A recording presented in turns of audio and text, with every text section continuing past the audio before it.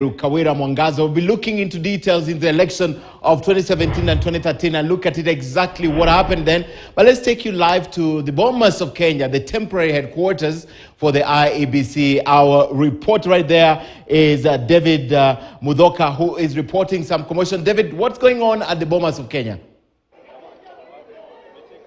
Well, this is a commotion that has just begun about a minute ago, and you can see right there it is a meltdown of emotions pitting leaders, or rather allies, of various presidential candidates in this election. And as you can see on one end, those are Azimio leaders. Among them, they are led by MP TJ Kajwang. We're also able to spot Homa Bay Governor-elect Gladys Wanga.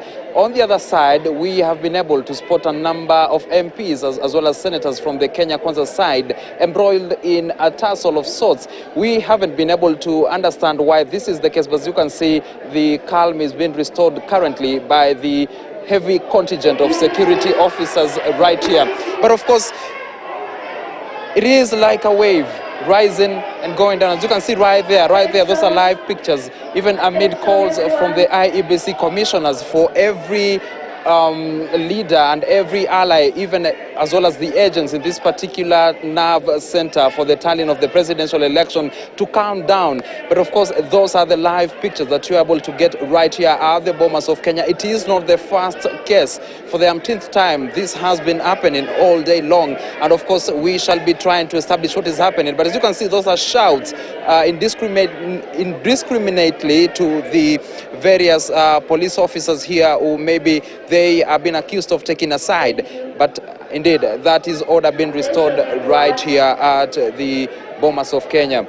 On the mic, in the side of the iebc, is the Vice Chair, Juliana Cherera, who, as you can hear in the background, shouts for attention and for her attempts to try and bring the situation to normalcy. But of course, yes, we are trying to see some normalcy setting in right here at the Bomas of Kenya. Indeed, we're trying to see whether this will be addressed. Why is there such a commotion? As you can see from the pictures as well, from the Azimio side, that is Mombasa Governor Hassan Joho, the outgoing governor in this case, just having a chit-chat with Suna East MP Junet Mohammed, as well as an entire swarm of leaders from the Azimio side. And the first confrontation, the first commotion began from that side. We saw the leaders try to approach their counterparts from this side, having their complaints. And what we are able to gather from the shouts in this particular commotion right here is that there could be some documents, some physical documents that have been passed through to where the verification of the forms 34A and the forms 34B is happening. And remember, earlier on, during an announcement by the iebc commissioners led by iebc chairman Wafula Chebukati, and of course at that time, the person that was speaking is Commissioner Abdi Guliye, was that there, amid a stalemate that had ensued right here over lunch hour, over some strangers inside this particular tallying center, there came a conclusion, or that they came to an understanding over the things that could be allowed inside this particular tallying center and those that could not be allowed. And one of the things that were restricted moving on from around 1 p.m. was the physical papers, physical documents, and that the various agents that were supposed to enter into this particular place, into the tallying center itself, right here at the epicenter, were agents with just a laptop to verify, because understandably, according to the iebc, the very forms have been transmitted electronically, and this means nobody is in a possession of a physical document aside from the iebc officials that pertains the tallying of this presidential election results. As you can hear, yes, those are shouts, those are calls for the return for normalcy from the iebc Vice Chair, Juliana Cherera. But of course, we're trying to establish what is happening right here, Ken. David Mudhoka, thank you so much. We're looking at the live pictures from the Bomas of Kenya. The more the time it takes, the more anxious it gets. Those are the leaders from the Azimio side. They are with the commissioners.